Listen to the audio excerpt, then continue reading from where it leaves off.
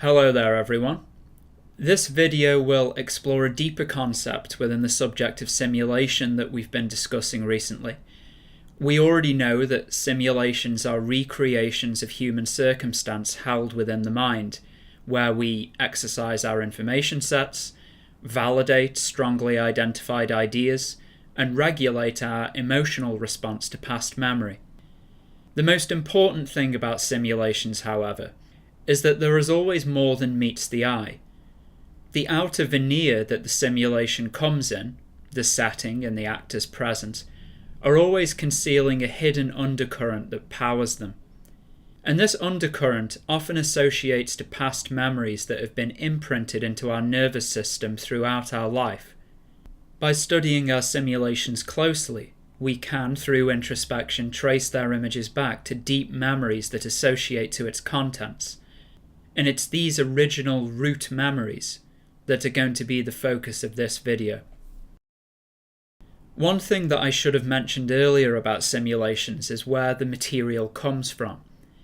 The concealed material that we're trying to uncover emanates from our personal unconscious. And the reason that I wanted to mention this is because I've noticed that many people who become interested in subjects like depth psychology, meditation, and for a lack of a better term, spirituality, tend to place far too much emphasis on the collective unconscious, and they easily become attached to romantic idealizations about self-knowledge that get in the way of serious progress. And what I want to argue is that, at least within the context of self-knowledge, the personal unconscious is the thing that we really ought to be paying more attention to, because it contains the material that is most practically useful to us. Material from our past, our memories, our repressed emotions, the things that are specific to us only. Therefore, this material is what we really need to be focusing on, and not so much the ultra-deep aspects of the psyche.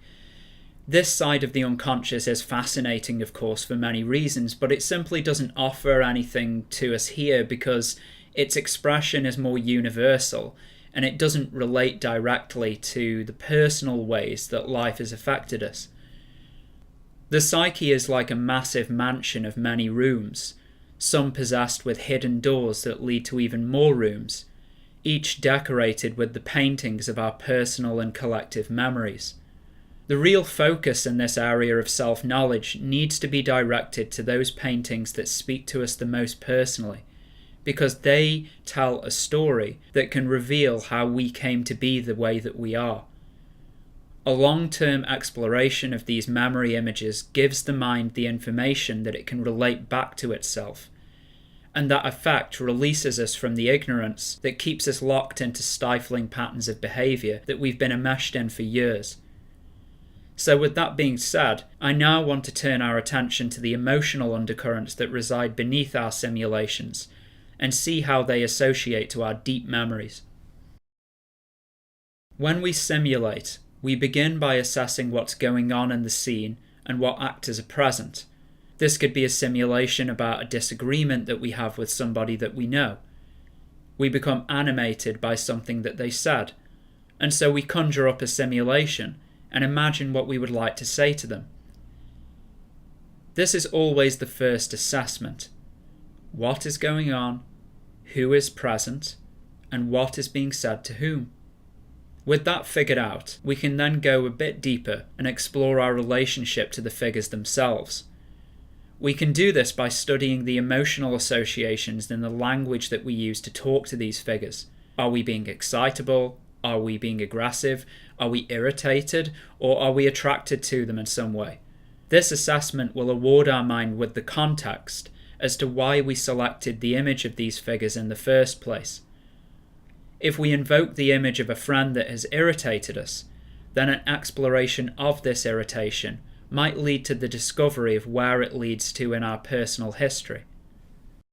And this is where we get to the prime memory. A prime memory is imprinted information in the body that results from events that have significantly impacted us in our lives. These can be either positive or negative in nature. One of the ways that our body learns from life is by imprinting the effects of our experiences as patterns in the nervous system. These patterns return to us consciously in the form of images and narratives that associate to the memory of that original event. But as we know from psychoanalysis, certain memories can become repressed, making them harder to access. Yet the imprinted information from that original imprint still rises to the conscious level in the form of associated material that we could call simulations. These simulations are often a retranslation of that original effect, and what I'm trying to do in this video is to help us to understand that these daily simulations that we receive often belie a deeper meaning that associates to the imprinted patterns of our life history. So if we study our simulations, we will eventually notice patterns or associations that speak to something deeper inside us, and that usually results in our discovery of a root link, an origin seed, a prime memory that was energizing these simulations in the first place.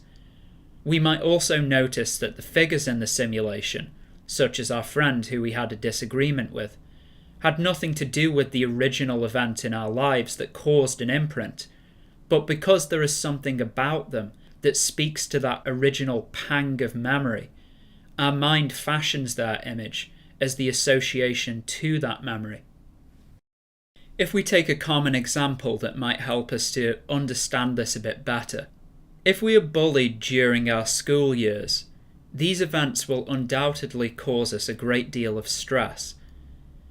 The accumulated stress that we experienced in those events becomes embedded in our nervous system. When we graduate from school, we leave our tormentors behind, but we never really leave them behind because we carry the lasting impressions of those experiences as imprints in our body memory wherever we go. And when we ruminate, we relive those events as a soft hallucination inside of our minds. As the years go on, we gain new experiences and life memories, and we might think that we have left the past behind, but the past still lives on inside us. This is why stern advice such as "get over it" are redundant in the healing process, because it's impossible to get over something that's still an active part of our anatomy. The effects of this root memory as an imprint in our body affects our personality, our moods, the things that we gravitate to or don't, the music that we listen to, and many other things that come to characterize our lives. We will come to meet people that will invoke things inside us, and the way that we relate to them often speaks to the imprints of our past memory. Unless we come to know ourselves through the memory patterns that have become an integral part of our nature, we will continue to act and relate to others in ways that we do not fully understand. We will continue to operate as the automatons of our past histories, falsely believing that we are clear-headed, rational, and justified in what we do and think.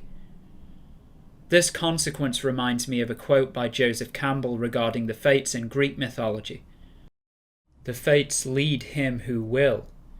To those who won't, they drag." In conclusion, this is what I want to say about the prime memories. I believe that it is our birthright to know ourselves in our true image. The blindness that we live in does not have to become our natural state.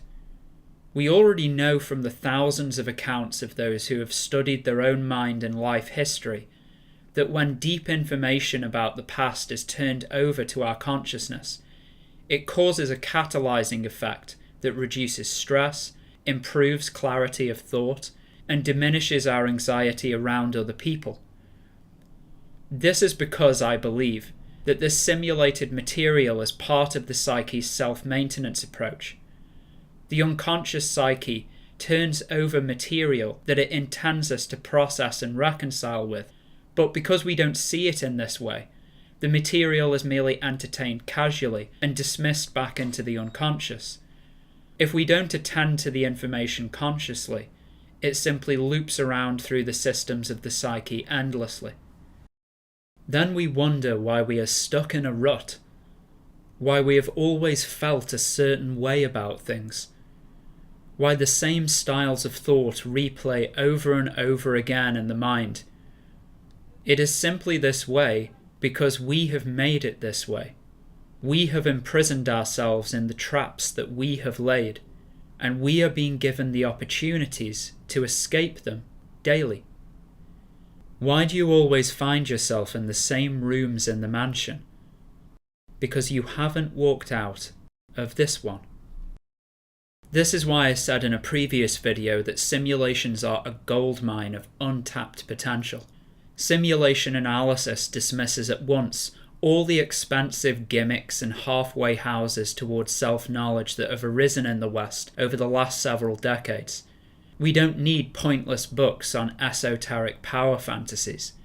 We don't need 7-day intensive meditation retreats. And we definitely don't need extreme measures like psychedelics. When we come to realize that daily simulations are like open doors to our deep memory, we enter into a reciprocal relationship with our own psychology that no one in the world ever taught us before. What started as a simple assessment of a waking simulation turned into an assessment of how that material relates to us on a personal level. And with the thinking instrument now turned over onto itself, the mind reveals deeper associations that ultimately yields important information about our life history and deep nature. This is the essence of simulation. We treat the daily imagery of the mind's activity as important, not trivial aspects of our psychological anatomy. They speak in the picture language of the mind, picture paintings whose forms and patterns are ripe with meaning and personal memory. This has been my video on the prime memory. Thank you very much for watching, and as usual, I'll see you again.